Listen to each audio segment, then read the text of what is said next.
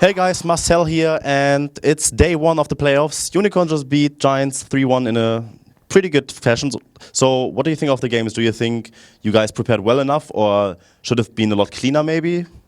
I think in the first place we prepared actually pretty well this week. We were preparing last 2 weeks like heavily on the draft against Giants, and there were like stuff coming always up that we saw what they play in dynamic queue and such.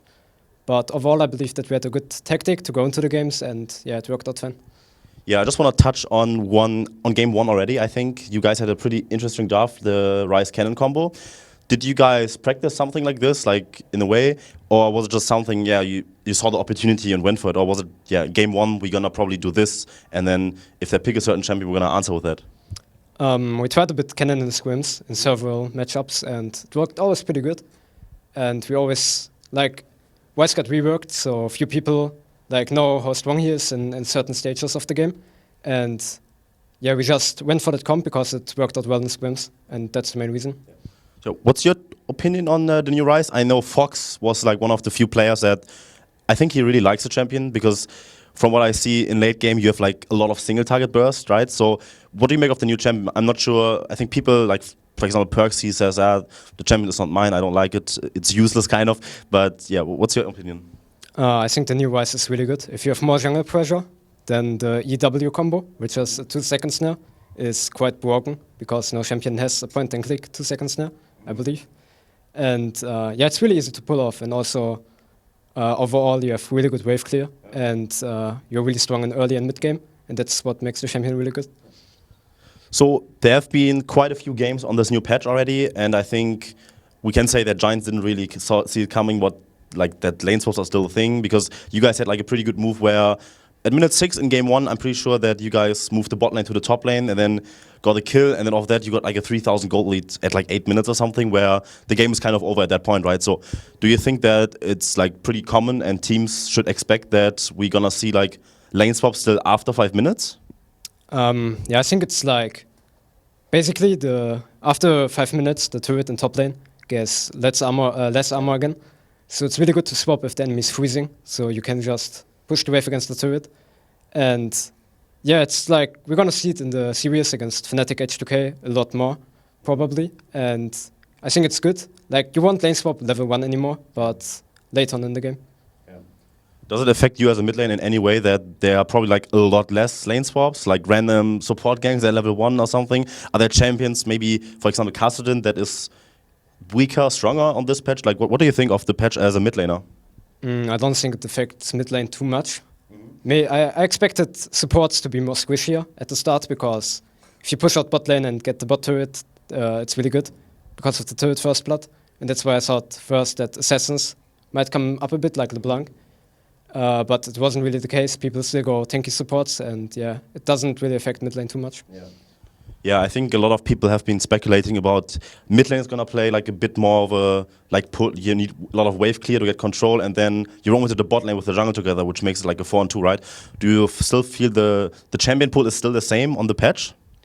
A lot of people prefer early to mid game mages in the mid lane at the moment, because those can, like, if you get an advantage early, you can get this turret first blood, and that just really snowballs in the game. So I believe it's really good to get an early mid lane champion that can provide, and then if you have more jungle pressure, you can always carry it onto in the game.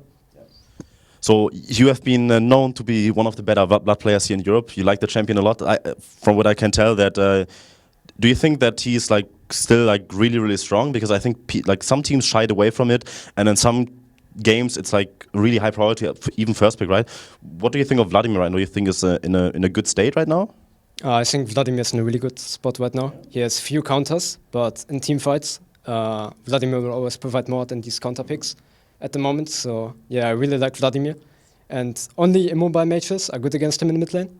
And when you have like a comp like Hecarim, Rek'Sai, Shen, then those are like quite useless. Yeah. Okay. So talk to me about the other games. I mean, you guys managed to win the game 1, and then Giants actually managed to like climb back in the series, and it looked like maybe it's gonna go all the way to 5 games, right? But I just want to know from your perspective, like, you have been fairly new to like the professional scene. I mean, you've been around for a long time, but if you like lose one game, right, or does it affect your mental state in any way? Like, how did you guys manage to like pull back and then, yeah, after you won like the second game, it was kind of obvious that you're just gonna close out the series 3-1, right? Yeah, usually it's not a big deal to lose a game up and on, because you can always focus on the mistakes. You know what went wrong usually, so you can fix the draft a bit. But it really carries the mental state when you lose like a 60-minute or 80-minute game. Yeah. That's really the worst case, because people are gonna tilt after this, and this carries over to more games. Yeah, okay, so moving forward, I'm not sure who you have to play. I didn't really look. Do you know who you'd play? G2, right? So, okay, G2 is probably the best team in Europe right now. How do you think that maybe, like, how do you feel that going into the match, right, against G2, do you feel that you guys have a good read on the patch right now, that you might be even to try make an upset happen? I believe we have a good chance, actually. We scrimmed them a few times and went pretty good, actually, for us. So I believe that if we get a good draft and they get a good draft, so like even draft, let's say, then I believe we have a good chance. Because right now we read the meta quite well, and I guess so they do. And yeah, just gonna be more time, more practice, and we have a good shot. All right, best of luck, and hopefully we see us in Krakow, which we will 100% because you just won, right? So yeah, thank you guys. Thank you so much for that interview. And if you guys want to check out more stuff, theScore esports.com is the website to go to.